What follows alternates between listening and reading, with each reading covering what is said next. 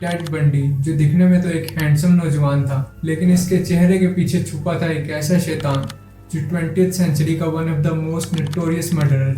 1970s में Ted ने कम से कम 36 लड़कियों का मर्डर किया, लेकिन कैसे एक मासूम सा दिखने वाला नौजवान बना अमेरिका का one of the most notorious murderer. Ted का जन्म 1946 में वर्मोंट के एक शहर बर्लिंगटन में हुआ। टेड के बर्थ सर्टिफिकेट पे उसके फादर का नाम लिस्टेड नहीं है, जिसकी वजह से आज तक कोई भी पता नहीं लगा सका कि उसका असली फादर कौन था। टेड को यही बताया गया कि उसके ग्रैंड पेरेंट्स ही उसके रियल पेरेंट्स हैं और उसकी माँ उसके साथ बहन बन के रही, और टेड को भी काफ़ी टाइम तक यही लगता रहा। टेड की पैदाइश के कुछ टाइम बाद 1951 में टेड की माँ लुइस कोवल ने टकोमा जाके जॉनी बंडी नाम के आदमी से शादी कर ली। अब टेड ने जॉनी बंडी का नाम तो ले लिया, लेकिन उसका रिश्ता अपने स्टेप फादर से कुछ अच्छा ना था। टेड 1972 में यूनिवर्सिटी ऑफ वाशिंगटन से ग्रेजुएट हुआ और उसी यूनिवर्सिटी ऑफ वाशिंगटन में उसे मिला अपना पहला प्यार डियाने एडवर्ड्स। डियाने के पास दौलत, शोहरत, पैसा, वो सब कुछ था जो टेड को चाहिए था, लेकिन डियाने से ब्रेकअप के बाद टेड कम्प्लीटली हार्ट ब्रोकन हो गया। रिसर्चर्स का मानना है कि टेड ने आगे जाके जिन लड़कियों का मर्डर किया वो काफ़ी हद तक डियाने एडवर्ड्स से मिलती जुलती थी। टेड ने कन्फेस किया कि उसने 36 वुमेन का मर्डर किया है, लेकिन रिसर्चर्स का मानना है कि तादाद इससे कई ज़्यादा है। काफ़ी रिसर्चर्स का ये मानना है कि टेड ने अपनी किलिंग स्प्री का आगाज़ 1974 में किया, क्योंकि उस दौरान सिएटल और ओरेगन में काफ़ी लड़कियां गायब हो रही थी। लेकिन क्रिमिनोलॉजिस्ट मैट एलिसी अपने बुक में ये लिखते हैं कि उसकी किलिंग स्प्री का आगाज़ शायद काफ़ी पहले से हो चुका था, क्योंकि जिस कॉन्फिडेंस से वो 1974 और 1978 में किलिंग्स कर रहा था, कोई कह ही नहीं सकता था कि उसने अभी अभी स्टार्ट किया।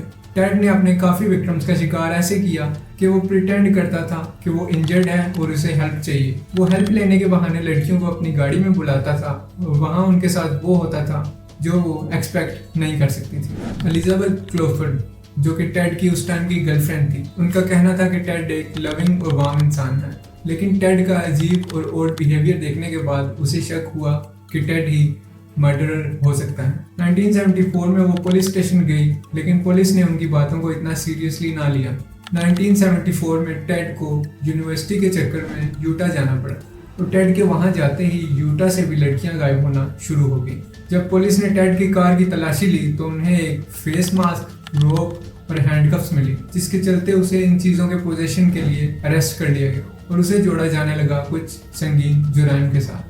1975 में टेड को कैरल डेरोन्स के किडनैपिंग के केस में फिर से अरेस्ट कर लिया गया।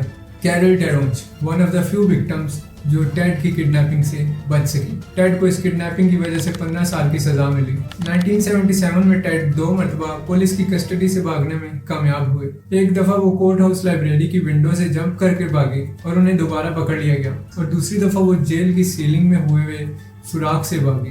15 घंटे तक पुलिस को खबर ना थी कि टेड भाग चुके हैं, जिसकी वजह से वो काफ़ी दूर निकल गए। जनवरी 1978 की एक रात को वो यूनिवर्सिटी ऑफ फ्लोरिडा के ची ओमेगा सोरोरिटी होम में एंटर हुए और वहाँ मौजूद 4 लड़कियों पर अटैक कर दिया, और उन 4 लड़कियों में से 2 मार्गरेट और लीसा का मर्डर कर दिया।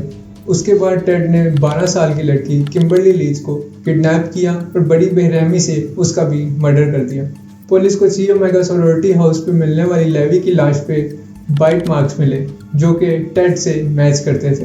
1979 में टेड को लेवी और मार्गरेट के मर्डर में अरेस्ट कर लिया गया, और 1979 में ही इन दोनों केसेस में उन्हें 2 बार सजाए मौत दी गई, लेकिन उन्होंने कोर्ट के इस डिसीजन को अपील किया और ये केस 9 साल तक चलता रहा।